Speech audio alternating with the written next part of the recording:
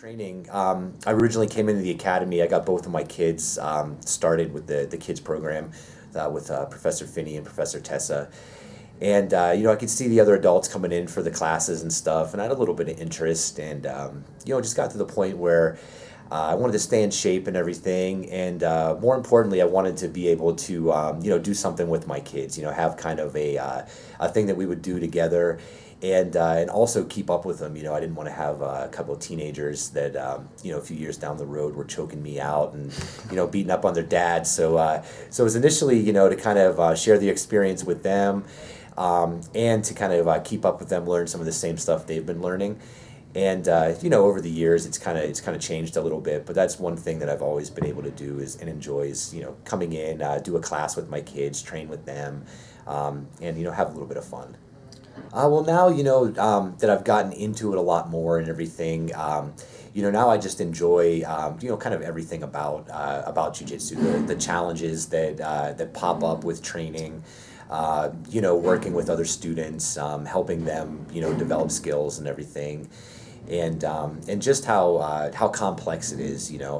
I can see other students, see my kids improving and getting better, and see myself getting better. But it's just the challenge of how the sport's evolving, and there's new stuff like every month. There's new things we can focus on and practice. And what's been the most satisfying part of jiu-jitsu, or maybe a challenge you've overcame? I think it's just the constant progress. The longer you've been training, I think that you see, the rate at which you progress slows down a little bit. But I think it's just one of those things where you can constantly measure, if you're improving. Because jiu-jitsu is realistic. It's like you're getting in there hands-on, grappling and wrestling with other people that are giving you resistance.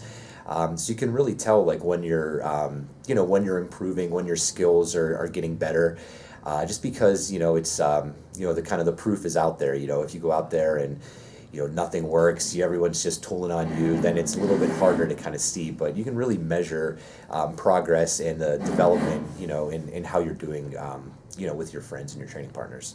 When did you first start jiu-jitsu? I think it was about 7 years ago is when I first started. It was a couple months after Professor McMahon opened up the school here, and just kind of came in and and started training with him, and I've been here with him for about 7 years. Do you compete?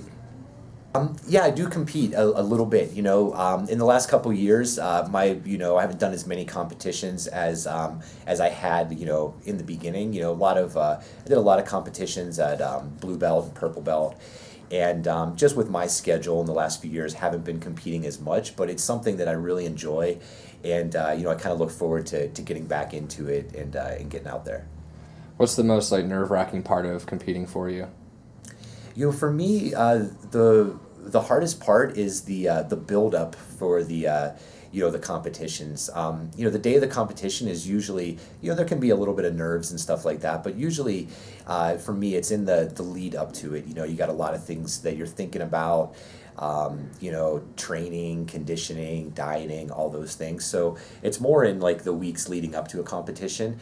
I actually enjoy the part of competing and kind of getting out there and just kind of testing it out and seeing where you're at. And maybe for some new white belts and some blue belts that haven't competed before, what are some things that they'd be worried about that they shouldn't be? It's funny. Everybody has different things that kind of go through their mind when they think about competing. A lot of people worry about what the outcome is going to be. They put pressure on themselves about, am I going to let my professor down? Am I going to let my instructor down? And and I think it's just real important for everybody to have fun when they're talking about competing, and just make sure that they're doing it for themselves. Make sure that they're doing it for the right reasons.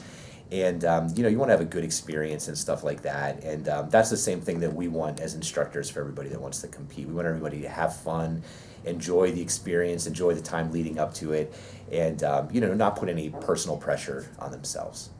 What would you say for you the most gratifying part of competing was or is?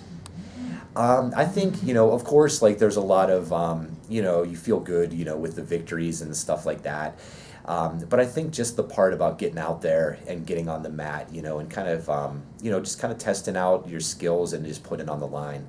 I think that's one of those things that, some people might go their whole life without ever experiencing it, but I think there's a real gratifying, feeling or experience of kind of getting out there and just, just putting it on the line for that 5, 6, 7 minutes, however long the matches are.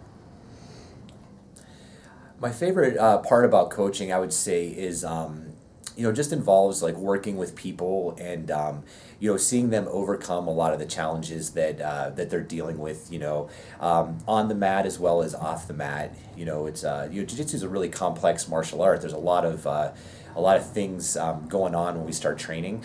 And you'll see people that might be struggling for a few months with certain things, and then all of a sudden they just kind of get it, and they have that aha moment, or where the light bulb goes off, and it's just a real kind of gratifying thing when you see people like putting a lot of time in towards something and really focusing on things, and when it starts to pay off, it's just it's a good feeling to know that you kind of were able to help them get to that. What was the most challenging part of being a coach here?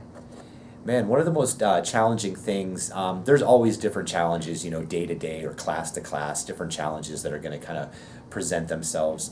But a lot of times, some of the most challenging things are just getting people to, not only like believe in like what they're being taught, but to kind of believe in themselves. I think these days it's real common for people to see something and say like, oh, that's pretty technical, that's pretty hard. Like, I don't really think that's something I'm going to be able to do. We modify things. We can say, hey, let's do it this way. Your body's a little different than mine. Let's change it up. Let's do it like this. But I think that can be one of the most difficult things. It's just getting people to first, believe that they can do it, and then kind of overcome that as, the challenge that's, popped up for them. And for the last question here, what are your future goals for you personally as well as a coach?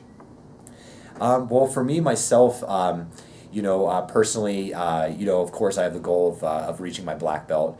I hope that that's the goal that all the students are setting for themselves in here, is, all the little goals that we have along the way. Like, I want to keep competing, keep teaching, working with all the other students. But the big goal for me is, of course, to reach the black belt and, and kind of, get to that level. For me as a coach, the main goal for me is just to keep seeing that constant improvement with all the students. I enjoy working with everybody, and I get excited when people come to me with ideas. Hey, this is something I want to work on, or this is a goal that I've set for myself.